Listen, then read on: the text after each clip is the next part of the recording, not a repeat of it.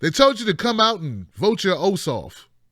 That's this guy right here, Jon Ossoff, running in Georgia's district. And he came this close to pulling it off, man. And all it took was endorsements by Samuel L. Jackson on the airwaves, Nancy Pelosi in his back, running a corner, holding it down on the left-hand side. Elijah Cummings on the right. John Lewis playing bass.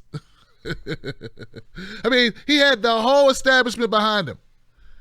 And he still fails to win in the majority, which is going to force this to be a runoff in the June election. And somehow Democrats are calling this a win. No, see, a win is an actual freaking win. I supported Bernie in the primary, Jill in the general, and yes, I know what a win is. I didn't win in either one. And neither did this guy, Jon Ossoff. But Democrats say they want to use the template they used for this guy for other Democrats. You know, Democrats that they ordain as being Democratic Party enough. Don't let this guy's face fool you. He is a corporatist Democrat just like the rest of them. Yeah. I mean, it comes in different packages. And once I said again, like I said before, we really got to get away from identity politics. It's garbage. What does the man really stand for? Well, I'm going to tell you, I don't know every policy point, but I know this. With Nancy Pelosi support you, and Chuck Schumer support you, and actually, I could just stop there and say, you're not progressive enough. You don't have new ideas enough, because there's no way that the corporate powers that be, the establishment elite in the Democratic Party are going to support a real progressive. You know how I know? Because I can see and read what they did in Kansas when they sandbagged a Bernie-like candidate who came this close without any money. This guy Ossoff had so much money, like $800,000. I don't know. It was a lot of money.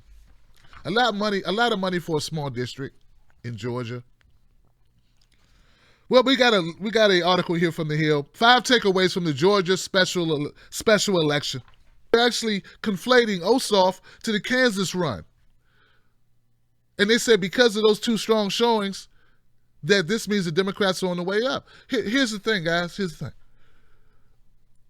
The difference between Ossoff and the candidate in Kansas, they're so far apart in policy.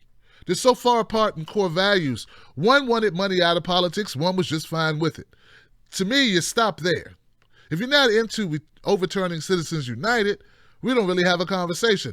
This is why Ossoff got all the support from the Democratic Party, because he falls in line with moderate Democrats who want to do what? They want to go after what they call the Panera bread people. You know, suburban white folks who make, over $100,000 as a household or whatever. We go to Panera Bread every Saturday without fail. But they leave behind all of the hardworking people who make less than, $70,000 or, working class folks, blue collar folks, poor folks, impoverished folks. This is the game plan of the Democratic Party. They haven't gotten to their heads, folks, that what will win it is attracting regular, ordinary, middle of the road, minorities, white folks, working class, blue collar, just what union, like all of the things that the word used to mean, like, before Clinton. Now it's just, we're going to run a guy who looks a little like this or a woman who looks a little like that to give you the impression of this. But actually, the policies are going to be the ones that benefit Republicans who don't like Trump.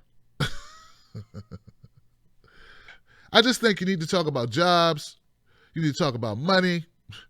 You need to talk about education. You need to talk about healthcare. And you should talk about the environment. If you do those 3 things, you will excite a base of left folks and right folks who care about those things. Things that we don't talk about enough. But if all you do is bash Trump, take money from Wall Street, take money from big sponsorships, and throw a couple celebrities at it, you're doing the same crap you did with Hillary. In fact, Ossoff's numbers look a lot like Hillary's numbers. And guess what? She didn't win with those numbers. I don't know a lot, but I know I can count an L. And it's also important to know, guys, that in this race, in the Georgia district race, the Republican field was very crowded, right? So that has something to do with him racking up big numbers. But in the runoff, it will no longer be crowded. Let me know what you think in the comment section below.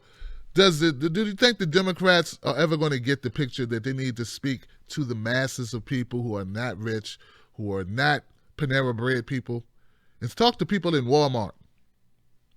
Not because they like it, but that's all they can afford.